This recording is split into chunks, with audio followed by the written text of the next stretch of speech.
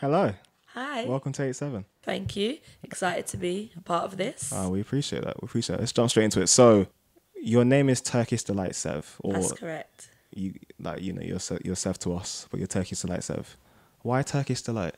Okay, so Turkish Delight Sev is firstly because I'm half Turkish and I'm half Jamaican.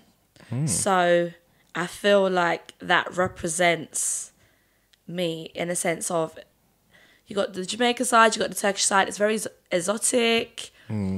It's got that kind of feel to it. And also, Turkish Delight is actually my favourite chocolate. Okay. Yes. Okay. I see the connection. Yeah. And if you had Turkish Delight before, the Cadbury's one though, not the actual original Turkish Delight, it's got chocolate on the outside and it's like sweet in the inside.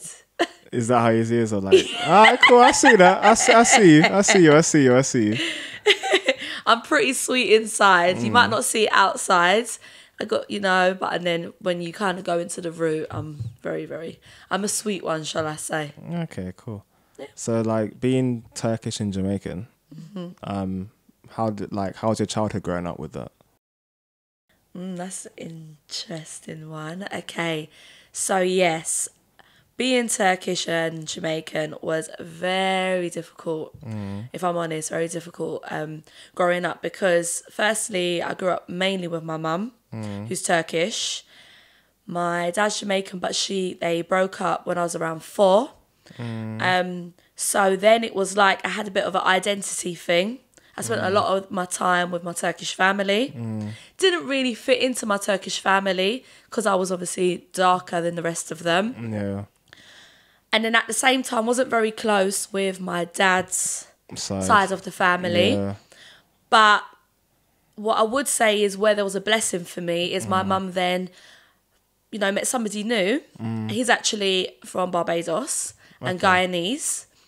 And so then he kind of then brought a kind of influence into my life where it was the agricultural side. So then I had the, maybe the Caribbean side, and then I had the Turkish side, and then I was able to maybe kind of balance out a little bit in the way I maybe saw myself. Yeah. Because at first I did struggle a bit for many years. Even like my nan used to say to me, "Oh, you're Turkish, like you're not black."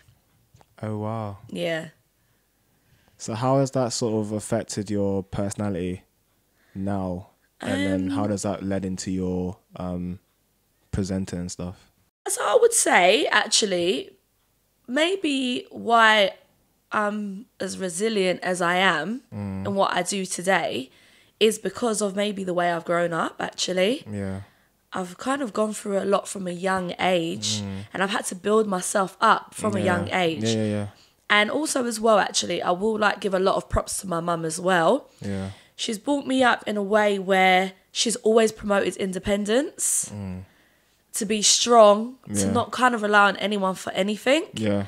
So also growing up with my mum and her cultural side in the Turkish culture, I had that kind of instilled in me. So it was almost like I've always been a go-getter. Yeah. Always been a go-getter. So I've always kind of had dreams and hopes where then led me into wanting kind of more for what I was doing. Because at the time, before I started this journey, as a presenter, podcaster, host, I was just kind of like doing youth work, working with people. So I was still doing things that I enjoyed, helping people. But it wasn't, I don't feel like it was using the energy that I truly have inside here. It wasn't really, I think I've got 2 sides to me. I've got the practical side, the ambitious side, but then I've got the soul. Yeah. What feeds my soul. And it was all about doing something that I feel feeds my soul. Yeah. And I got so much energy from morning till night, I kind of felt like I wasn't using it enough. Okay. And then that's where I discovered I need to do something to put this energy into something that can inspire others and help others. And so that's when TD started, Turkish Delight. Cool. You were on Mystic Radio for a while. Yeah, that's and then correct. you've got the TD show, which is on Locked Online. Yeah, that's correct, yeah. Are those your first, presenting gigs, or were you doing stuff beforehand? So, a couple years ago, I used to go out a lot, and I noticed, as I said, I have a lot of energy. And I kept kind of vibrating towards the hosts that were hosting that raves. And I kind of felt like, I'd love to do that. I would love to either get into DJing or be a host. But I never kind of had the confidence. I was quite shy. All right, I was confident, but I was shy. So I'm a bit reserved at the same time. So I was a bit like, nah, I don't think so. Left it. Journey carried on going on. Then I started reading a book, actually. And it was all about feeding your soul. And then I realised, no, I need to act on it. And then I started actually trying to find out how could I get into DJing. But then I realised, actually, DJing might not be for me because you've got to learn. There's a lot around you DJ. You know your sound as well, and So I thought, okay, I'm more of the talker. I'm more of the entertainer. So I thought, maybe a host. But then I thought, I don't see many female hosts out there in raves. Every rave I go to, it's always a guy host. So I was a bit sceptical. But anyway, I thought, look, let me just start this journey. So I started it. I started researching about it. And then, Backchat come out. Oh, season 1? Yes. With Honey and the rest of them? Yeah. So Backchat come out. And then, again, it kind of like connected to my soul. And I was like, I don't know, I was really like, I would love to be a part of something like this. So I thought to myself, okay, let me go for an interview. And they had interviews, like auditions, to be a part of Backchat. So I went for the audition now, and I thought, okay, really amazing experience, to be honest. So, big up to Backchat doing their thing. But at the same time, it was an eye-opener for me. And then I felt that it didn't connect to my soul. I didn't like what they stood for. Oh, okay, that makes sense. So no offense to them. They do what they do. But I didn't. That's not what kind of. It just didn't sit right with me. And I thought, no, I'm gonna do my own thing. Okay. I'm gonna bring out a podcast. Yes. I'm gonna base it on relationships. Yes. And I'm really gonna inspire people and help others that are out there, maybe even struggling with the same relationship issues or let's be honest, being single in the 21st century is not easy, right? That's agreed. It's not at all. So I just felt like I just wanted to bring something out that people could actually get something from, take back and be like, okay, I can relate to that. Not drama. I'm not coming from a place of drama. I don't want to have a panelist of people that are just arguing with each other and at each other. No, that's not what I'm about. I'm about peace and love, and you just kind of getting knowledge from what I've got to offer. I mean, you can definitely see the difference in regards to like the rah-rah approach, which wasn't just Backchat. There was a lot of stuff that was coming up at that time that was very like, I agree. Yeah. I guess antagonistic toward each other, and then towards your more peaceful approach, which is the trend that's coming now. Yeah. With all sorts of shows, where like a lot of like, let's come together instead of arguing each other. I agree. Yeah. which is nice, and I've seen a few of the topics, which have been good topics to discuss. I guess because it forces the people to everyone to sort of understand and delve deeper into it, and I guess sometimes be honest when they wouldn't 100%. Have been honest. So you've got the podcast, which has been great, and I know you do it monthly. Yes, I do. I bring it out once a month. Yeah. Cool. Which is your favourite one? The self-love one was good, but the Valentine's one had me laughing quite a bit. I know. I think there was a guy. It's Valentine's Day and he's gone missing. That one. Yeah, that was funny. That was funny. But yeah, I think the self-love one was good because I think there's a lot of social media stuff going. There's a lot of self-love discussion at the moment, just because there seems to be a bit of a disconnect into what's self-love and what's not. And I feel like it's a necessary conversation to have. So your podcast was one of the many that was helpful in sort of forcing the topic to the forefront. Most people, when they give love, as I said, it comes with a condition.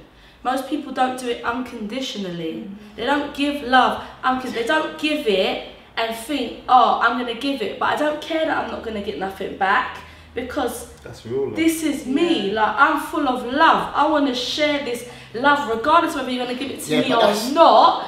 Are you really going to keep giving love and not receiving it back? You give it to yourself. You give it to yourself. You're talking about, I understand that, but you're saying expectations. Yes. Within an individual. In general, I'm talking about in general. But that's why I'm saying it's key to go into something. Like if you don't go into something with expectation and boundaries, so you're open to abuse. All right. So you're telling me? No. You have to have expectation. Okay. So as you continue our journey with the podcast, yeah. what led to you being on Locked Online Radio? Okay. So then I'd started off my journey of my podcast. So I started up a podcast page, Turkish Delight Sev _podcast. And then what I started doing is my podcast firstly on SoundCloud. Okay. So anyone that was following me from then would know that I originally started on SoundCloud. Yeah. And I've actually got quite a few on SoundCloud. So that's how it started off. And then I actually got asked to host an event. Okay. That was the first thing from the podcast that I got. Yeah. That was RS events. So it was for like a book launch or whatnot. And then after that, literally, it's almost like everything was just coming and coming and coming. Yeah. So then that come, and then I got asked, I got scouted for Locked Online Radio. Yeah. Then I started the TD show, which I have every Sunday. Yeah. Which is also based around relationships, but I interview artists. I play slow. I'm the slow jam queen, by the way. Fair enough. So if you want to catch feelings, you know what to do. Cool. Lock in. And and then that's when Locked Online started. So Locked Online, I've been with them for about a year. Okay. Year and a half. Yeah. And then that's when that started. And then I had my first event last February. Yeah. Also got asked to host a couple other events as well. I've hosted quite a few events now. And then I got scouted. I got scouted, but also somebody put me forward for Mystic FM as well. Okay. So that's good. It seems like that's what's been happening. One thing led to another, and to another, and to another.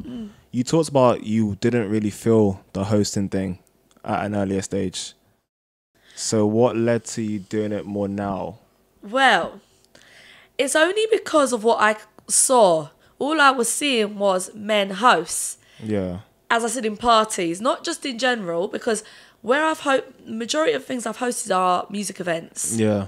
So I saw a lot of that. Yeah. But actually, I wanted to go in the raving scene and be a host. Okay. Because of the energy I had, I just wanted to bring the crowd, get the crowd hyperactive. So that one, I took a little while. I actually have hosted a rave. One. That's guest events, by the way. And that went amazing. Absolutely loved it. Yeah. So I think it's just about really overcoming your fears. It was just a bit of a fear of being the only female that I've ever seen hosting at a rave. Yeah. Being surrounded by a lot of guys as well. So it's a bit out of your comfort zone. I still would say hosting I do love hosting, but more my talk show is really where my heart's at. And I do love being a radio presenter. Why do you love being a radio presenter? I feel like it just comes natural for me. Okay. And I love music.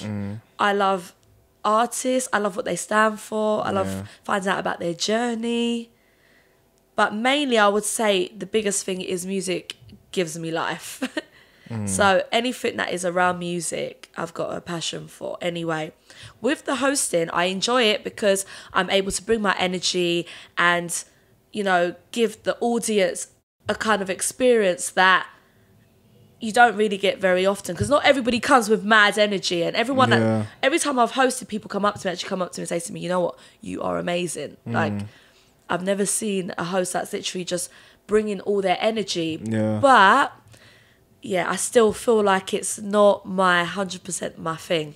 Okay. No, I understand that. So with the TD show, you talk about why you love it. Like, it comes more natural to you. Why should people tune in every Sunday?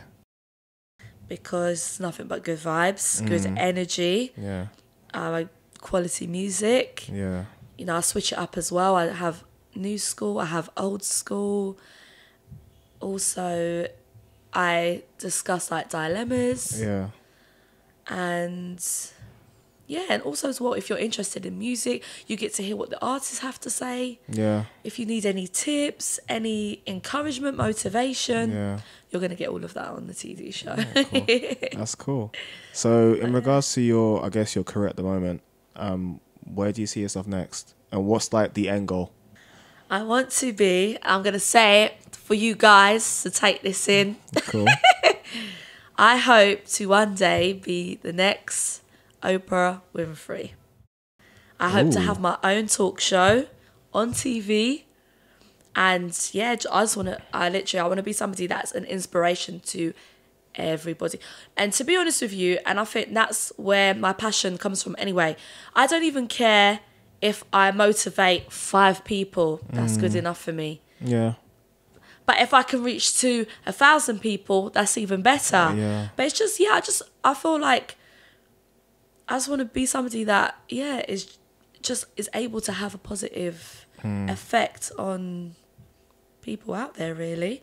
So yeah, that's where I see the TV show just being a really big talk show on TV. Is Oprah your inspiration for doing what you're doing? Yes. I would ask why, but I think it'd be kind of obvious if I ask why. She's amazing. I think she's amazing. And to be honest with you, I don't have many idols, you know. I don't really idolise people. Yeah. It's not really my thing. I've always been like that. I've always grown up, even like when it comes to famous people, I'm not really interested. That's why even if you look at my Instagram, people that I put up, I genuinely know. Yeah. I'm not the kind of person that'll be like, oh, you know, I took a picture with this person. I'm not interested in all of that. They're just the same like as all of us. And I just feel like with someone like Oprah, she's just humble. She's down to earth. She's come from nothing. Yeah. And maybe as well, I feel like my story kind of, I can relate to her. Yeah, she came for a tough. Yeah. And also even being somebody being a single parent as well, you know, even though I am very lucky to have, my son's dad is very active in his life. Yeah. You know, I can't fault him, but I'm a single person trying to make everything that I can possible for me and my son. And I see that's what I've seen in her as well. And look at, you know, and also she follows the soul. So she's like, I feel like that's my soul auntie, mum, whatever you want to call it. Right, cool. So like you mentioned your son, and in terms of like what motivates you to keep going, I'm assuming it's family and the love 100%. Of the show and stuff like that. Yeah. So if you do achieve this TV show, and you do get sort of the global, because it'll be global reach. For you, would that be it? Would that be job done? Oh no, the job's never done. Go on. The job's never done. I don't believe the job's ever done. Just the same way I don't believe like you're forever growing. Every day I feel like I'm growing into somebody new. And that's why I always say my thing is, like, there's no rules. There's no rules to anything. And people don't always agree when I say this, but I really do, because I feel like even with expectations, all stuff like that, I'm just not into it. Because I just think us as people, if you're on a journey of constantly growing, you're going to be someone different every single day. So how possibly could that be the end for me? No. I would say, like, there's no end goal. I wouldn't say that's it for me. I will just continue to be inspiring people. That's just how I look at it. Whatever it is that I'm doing. But that's my biggest goal. If you was to say, it's not my short term. You know, you've got your short term and your long. Yeah. That's my long term. I hope to have a TV show. But for now, it's just continuing just inspiring people and bringing out quality content.